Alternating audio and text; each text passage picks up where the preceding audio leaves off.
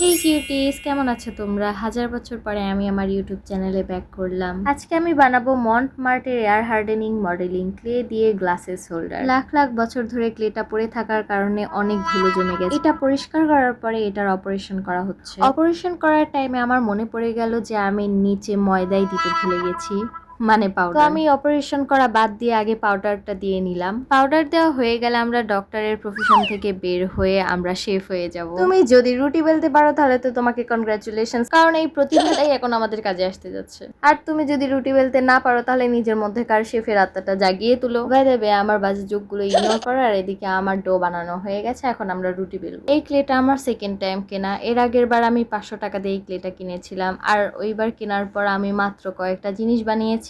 অর্ধেকের বেশি ক্লে শুকায় একদম আমার পোপাট হয়ে গিয়েছে, আর এতদিন এই শোকে আমি ক্লেই কিনি না। যাই হোক, আমার রুটি বেলা তো হয়ে গেছে, এখন আমি বেয়ারের শেপ দিয়ে নিয়েছি। শেপ দেওয়া হয়ে গেলে আমি একটা কাটারের সাহায্যে পানিতে একটু ভিজিয়ে নিয়ে ভালো মতো এখানে কেটে নিয়েছি।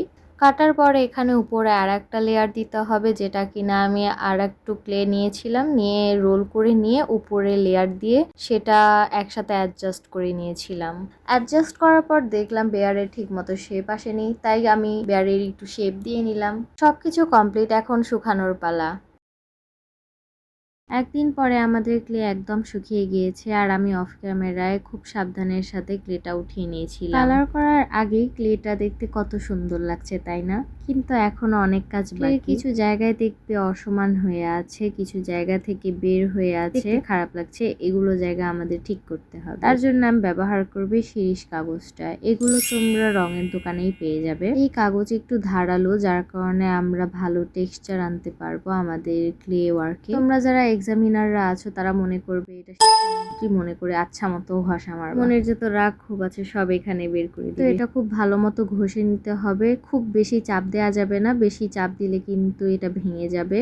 খুব সাবধানের সাথে আমরা এটা ঘষে নিব। এটা ভালো মতো ঘষা হলে দেখবে অনেক স্মুথ একটা টেক্সচার এসে গেছে। এটা হাত দিলে অনেক স্মুথ লাগবে, দেখতে অনেক বেশি সুন্দর লাগবে। ঘষা মাজা শেষ করে এখন আমরা কালারে চলে এসেছি। কালার করার টাইমে আমি যতটুকু সামনে দিয়েছি তার থেকে দ্বিগুণ আমি পিছনে কালার লাগিয়েছি। কি মনে করে আমি লাগিয়েছি আমি নিজেও জানি না। সামনে দিলে আমি তাও মানতাম যে হ্যাঁ, সামনে সব সময় দেখা যাবে, সামনে বেশি কালার দিলে দেখতে সুন্দর লাগবে, কিন্তু পিছনে আমি কি মনে করে এত কালার দিয়েছি আমি নিজেই বুঝে উঠতে পারছি। কালার করা শেষ, ওটা শুকাতে দিয়ে এখানে একটু ক্লিন করে নিচ্ছি। চাচ্ছি না আমার এত সুন্দর বেয়ারের উপর এই দাগগুলো লেগে যায়। পানি স্প্রে করতে যে আমি বেয়ারের উপর পানি ছিটিয়ে দিয়েছি, আর এই দেখো এখানে আমার হাতের সাথেও বেয়ারের রংটা উঠে এসেছে। আবার ব্রাশ দিয়ে ভালো মতো বেয়ারের রংটা ঠিক করে দিলাম। আমি কি আর বলবো, আমি সুষ্ঠুভাবে কোনো কাজ করতেই পারি না, কোনো না কোনো অকাজ হবেই হবে আমার প্রত্যেকটা কাজ। বেয়ারের কালার ঠিক করে আমি আবার ম্যাটটা ক্লিন করতে শুরু করলাম, আর ম্যাটটা ক্লিন করে আমি আবার বেয়ারের কাজে ফিরে আসলাম। এখন আমার বেয়ারের চোখ মুখ কান আঁকাতে হবে, তার জন্য আমার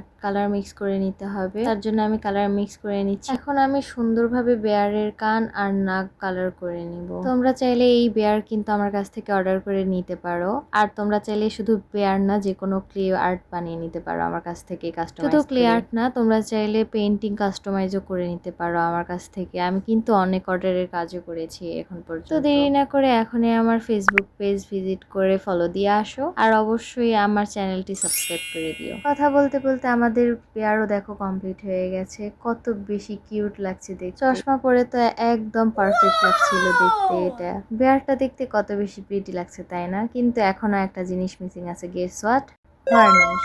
এখন আমরা ভার্নিশ অ্যাপ্লাই করবো, আর এটাই লাস্ট। ভার্নিশ অ্যাপ্লাই করলে সব পেন্টিং এর যেন জীবন ফিরে আসে। আর আমি ভার্নিশ দেওয়ার টাইমে নিজেকে কন্ট্রোলে রাখতে পারি না, মনে হয় দিতেই থাকি। ভার্নিশ দেওয়ার টাইমটা এত বেশি স্যাটিসফাইং, এটা বলার বাহিরে। কিন্তু এটা এত বেশি এক্সপেন্সিভ, কিন্তু অবশ্যই এটা এত সুন্দর গ্লেজ দেয় যে এটা দিলে মন ভরে যায়।